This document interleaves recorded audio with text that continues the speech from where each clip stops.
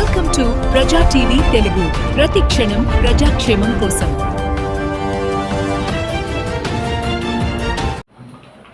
గత సంవత్సర కాలం నుంచి కూడా కడప కార్పొరేషన్లో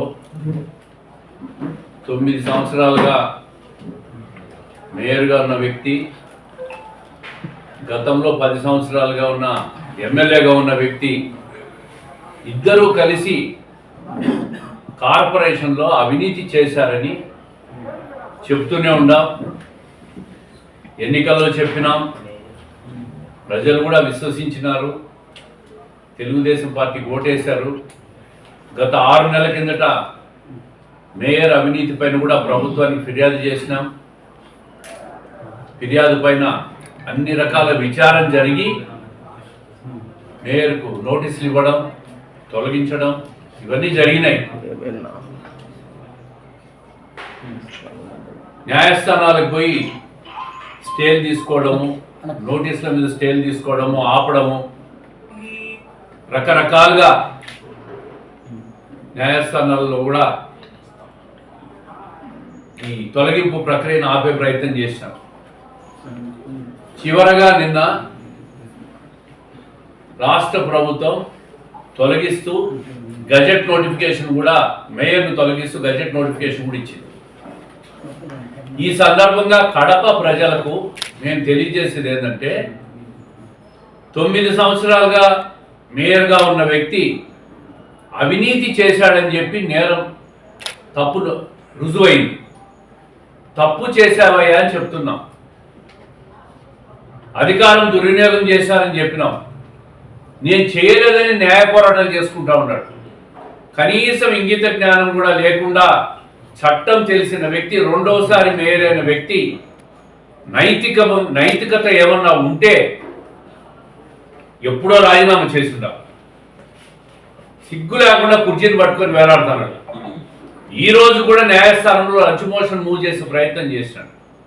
9 సంవత్సరాలుగా నువ్వు ఉండి అవినీతి ఎంత చేసి కార్పొరేషన్ కప్పు పట్టించే విధంగా తయారు చేసి మళ్ళీ ఆ కుర్చీని పట్టుకొని వేలాడే ప్రయత్నం చేసినావంటే నీకేమైనా సిగ్గుంది అని అడుగుతా ఉన్నా.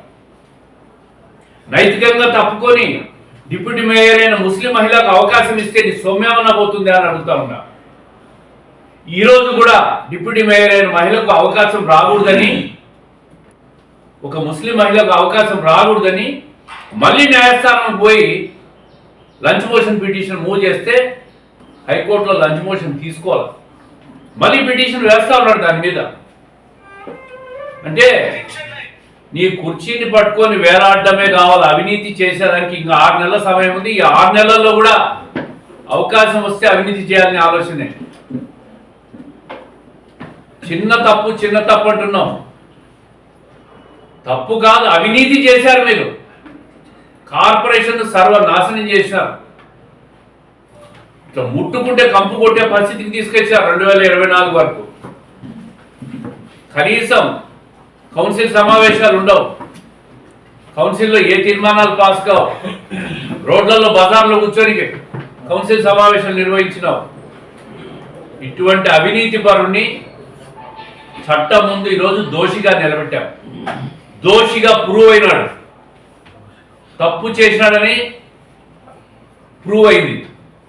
ఇప్పటికైనా నైతికంగా ఈ రోజైనా కోర్టులకు పోయి న్యాయస్థానాల ముందు పోరాటం మానేసి ఆ డిప్యూటీ మేయర్కి ఛార్జ్ ఇస్తే కనీసం కౌన్సిల్ సమావేశాలు జరుగుతాయి.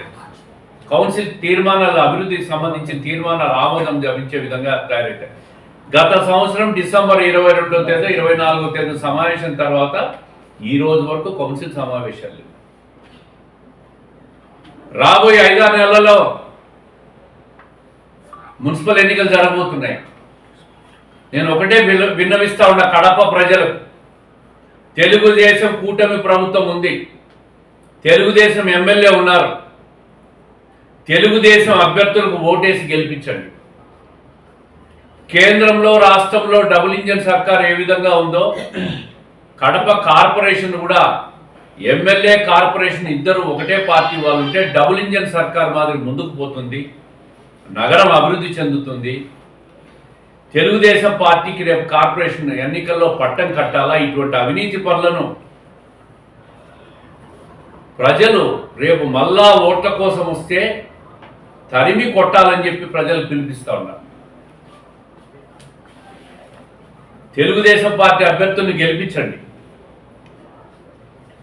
ఈ సంవత్సర కాలంలో, ఈ 15 నెలల కాలంలో ఏ అభివృద్ధి కార్యక్రమం చేయాలన్నా కౌన్సిల్ తీర్మానాలు కావాలని చెప్పి అడ్డుపడుతూ ఉన్నారు. అందుకే ఏమి చేయలేకపోతున్నాం. రాష్ట్రం నుంచి తెచ్చిన అభివృద్ధి నిధులతో మాత్రమే కొన్ని కార్యక్రమాలు చేయాల్సి వస్తూ ఉంది. కౌన్సిల్ను పూర్తిగా, కౌన్సిల్ ఆర్థిక వ్యవస్థను కూడా భ్రష్టు పట్టించినారు. ఏ కార్యక్రమం చేయాలని అడ్డుపడుతూ ఉన్నారు. అయినా అన్ని అధిగమించి స్థానిక ఎమ్మెల్యే తాగునీటి కోసం కానీ, మౌలిక వసతుల కోసం కానీ నిత్యం కేంద్ర రాష్ట్ర ప్రభుత్వాన్ని ముఖ్యమంత్రి గారు విన్నవిస్తూ ఉంది. రేపు 28వ తేదీ ఉదయం షామిరియా లా కాలేజ్ బ్రిడ్జ్లు 2 కూడా భూమి పూజ చేస్తూ ఉన్నాం. 2 బ్రిడ్జిలు కూడా ఎన్నికల్లో చెప్పిన హామీని నిలబెట్టుకొని పూర్తి స్థాయిలో డిజైన్స్ అప్రూవ్ అయినాయి, టెండర్ పూర్తయింది, కాంట్రాక్టర్ ఖరారైనాడు. 28 పొద్దున 10 గంటలకు షామిరియా ప్రాంతంలో భూమి పూజ ఏర్పాటు చేస్తున్నాం. బ్రిడ్జి పనులు కూడా మొదలవుతూ ఉన్నాయి. కాబట్టి కడప ప్రజలు ఇటువంటి వైసీపీ అవినీతి పరులైన వ్యక్తులు మళ్ళీ ఎన్నికల్లో పోటీ చేస్తే, కార్పొరేషన్ ఎన్నికల్లో తిరస్కరించండి, ప్రచారానికి వస్తే కూడా తరిమి కొట్టండి అని చెప్పి విజ్ఞప్తి చేస్తాం. క్రిమినల్ చర్యలు, రికవరీస్ అవసరమైతే ఎక్కడైనా జరిగితే కూడా అవి కూడా చేస్తాం. మద్యం కుంభకోణాలు పెద్ద లెవెల్లో చేశారంటే యథా రాజ్యం తదా ప్రజ అని. రాష్ట్రంలో మద్యం కుంభకోణాలు చేసి జైలు పాలైనారు, దోషులు దొరికినారు, వీడియోలో కట్టలు డబ్బులు దొరికినాయి. ఇక్కడ కూడా అటువంటి ఏదన్నా ఉంటే కూడా చట్టం తన పని తాను చేసుకొని పోతుంది. దాంట్లో అనుమానం ఏమిటది? ప్రజలకు అర్థం కావాలి కదా ఇటువంటి వ్యక్తులుగా మేము ఓటేసిందని. కాలేదు.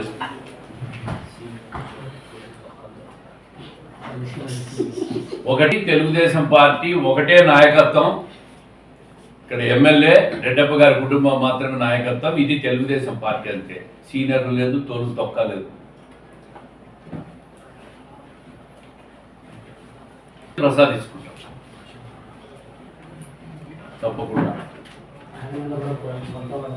ప్రతి ఒక్కరి మీద విచారం జరుగుతుంది. తప్పు చేసిన దోషులు చట్టానికి ఏం అతీతులు కాదు.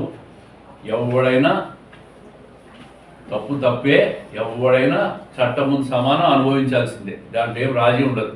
తెలుగుదేశం ప్రభుత్వంలో శాంతి భద్రతల విషయంలో కానీ, తప్పు చేసిన వాళ్ళ విషయంలో కానీ చంద్రబాబు నాయుడు గారు ఉపేక్షించారనే విషయం, తప్పు చేసిన వాళ్ళకి తెలియాలంటే ఆ శిక్ష అనుభవిస్తారు. కూడా ఏర్పాటైంది. మన్సూర్ అలీ ఖాన్ నగర కమిటీగా పార్టీ నిన్న ఆమోదం తెలిపింది. అదేవిధంగా మన 2వ డివిజన్ కార్పొరేటర్ సుబ్బారెడ్డి నగర ప్రధాన కార్యదర్శిగా ఆయన లేడు, విజయవాడలో ప్రమాణ స్వీకార కార్యక్రమానికి పోయినాడు. అదేవిధంగా గౌతమ్ కుమార్ ఉపాధ్యక్షుడిగా, వీళ్ళు కార్యవర్గ సభ్యులు ఇంకా రాలేదు. కొత్త కమిటీ ఏర్పాటైంది. రాబోయే రోజుల్లో తెలుగుదేశం పార్టీ పూర్తి స్థాయిలో, అదేవిధంగా అనుబంధ కమిటీలన్నీ ఏర్పాటు చేసుకుంటారు, డివిజన్ కమిటీస్ అన్ని ఏర్పాటు చేసుకుంటారు. పూర్తి స్థాయిలో టౌన్ కమిటీ ఇంకా రాబోయే రోజుల్లో పూర్తి బాధ్యతతో తెలుగుదేశం పార్టీని కానీ, ప్రభుత్వం చేస్తున్న ప్రతి కార్యక్రమాన్ని కూడా ప్రజలకు ముందుకు తీసుకుపోయేదానికి పూర్తిగా వాళ్ళు తీసుకుపోయి ముందుకు పోతారని తెలియజేస్తా ఉన్నారు. 2 సంవత్సరాలుగా జిల్లా పార్టీ అధ్యక్షుడిని. అన్ని నియోజకవర్గాల నుంచి కూడా నా దగ్గరికి చాలామంది వస్తుంటారు. అట్లా అని చెప్పి ఎక్కడ పడితే అక్కడ నేను ఇన్వాల్వ్ అయ్యి అక్కడ ఎమ్మెల్యేలు ఇన్ఛార్జీలు కాదని ఎక్కడ పడితే అక్కడ పని చేయను. పార్టీకి ఒక డిసిప్లిన్ ఉంటుంది, ఒక క్రమశిక్షణ ఉంటుంది. ఉన్న విషయాలు ఏదైనా ఉంటే జిల్లా ఇన్ఛార్జ్ మంత్రులు ఉంటారు, ఆ పైన రాష్ట్ర పార్టీ అధ్యక్షులు ఉంటారు. వాళ్ళ వరకు పోతే వాళ్ళు సమస్యలు పరిష్కరిస్తారు. కానీ ముఖ్యమంత్రి గారు చాలా స్పష్టంగా చెప్పారు, ఎమ్మెల్యేలు ఫైనల్. అది జిల్లా అధికారులకు కూడా స్పష్టమైన ఆదేశాలు ఉన్నాయి. ఎక్కడా కూడా ఇంకొకరు జోక్యం ఉండదు. కలవచ్చు, ఎవరైనా పోయి విజ్ఞప్తులు ఇవ్వచ్చు, కలవచ్చు. నిర్ణయం తీసుకునే అధికారం స్థానిక ఎమ్మెల్యే, స్థానిక ఇన్ఛార్జీలకే ఉంటుంది. ఎమ్మెల్యే లేని చోట ఇన్ఛార్జ్కే ఉంటుంది. ఈరోజు టీడీపీ పట్టణ అధ్యక్షునిగా నన్ను నియమించిన పార్టీ అధిష్టానం మన ముఖ్యమంత్రి గారు నారా చంద్రబాబు నాయుడు గారికి మరియు మన నాయకులు నారా లోకేష్ గారికి, అలానే మేము స్ఫూర్తిగా భావించే మన జిల్లా టీడీపీ అధ్యక్షులు శ్రీనివాస్ రెడ్డి అన్న గారికి, మన ఎమ్మెల్యే మాధవి వదిన గారికి అందరికీ మేము రుణపడి ఉన్నాము. ఎందుకంటే మా కష్టాన్ని గుర్తించి మాకు ఈ పదవిని ఇచ్చారు. ఈ పదవి ఒక బాధ్యతగా మేము నిర్వహించి పార్టీ బలోపేతానికి కృషి చేస్తూ పార్టీ అవలంబించే ప్రతి ఒక్క ప్రోగ్రామ్ని మేము ప్రజల్లోకి తీసుకెళ్తూ మా వంతు మేము కృషి చేసి ముందుకెళ్తామని నేను ఈ సభాపూర్వకంగా తెలియజేస్తున్నాను. వాళ్ళ పని వాళ్ళు చేసుకుంటూ ఉంటారు. ఇంకా మొత్తం వేగవంతం చేయాల్సిన అవసరం ఉంది. అసెంబ్లీ సమావేశాల తర్వాత ఎమ్మెల్యే గారు వచ్చిన తర్వాత వాళ్ళే ఆమె కూర్చొని వాళ్ళందరినీ పిలిపించి సమావేశాలు చేసి ఎన్నికలకు సంసిద్ధత చేసి ముందుకు పంపించడం నెక్స్ట్ కార్యక్రమం. అక్టోబర్ 10-15 తేదీల నుంచి కూడా పార్టీ కార్యక్రమాలు పెట్టాం. నవంబర్ ఆఖరికంతా కూడా అభ్యర్థులు కూడా ఖరారు చేస్తారు. పార్టీ నుంచి కూడా అధిష్టానం నుంచి కూడా కొంతమంది సీనియర్ లీడర్స్ వస్తారు. దాదాపుగా జనవరిలో సంక్రాంతి తర్వాత ఎన్నికలు జరిగే అవకాశం ఉంది. అన్ని స్థానాల్లో తెలుగుదేశం పార్టీ గెలుస్తుంది. జిల్లాలో పులివెందల, ఒంటిమిట్టలు ఏ విధంగా ఘన విజయం సాధించామో అంతకంటే బ్రహ్మాండంగా జిల్లాలో మున్సిపాలిటీలు, పంచాయతీలు కూడా గెలుస్తాం. వైకాపా వాళ్ళకు అభ్యర్థులు దొరకరు, దొరికినా పోటీ చేసే ధైర్యం లేదు. వాళ్ళలాగా అరాచకం చేసి గెలిచాం. ప్రజలు ఓట్లేసి మమ్మల్ని గెలిపిస్తారు. ప్రభుత్వ పనితీరును చూసి గెలిపిస్తారు.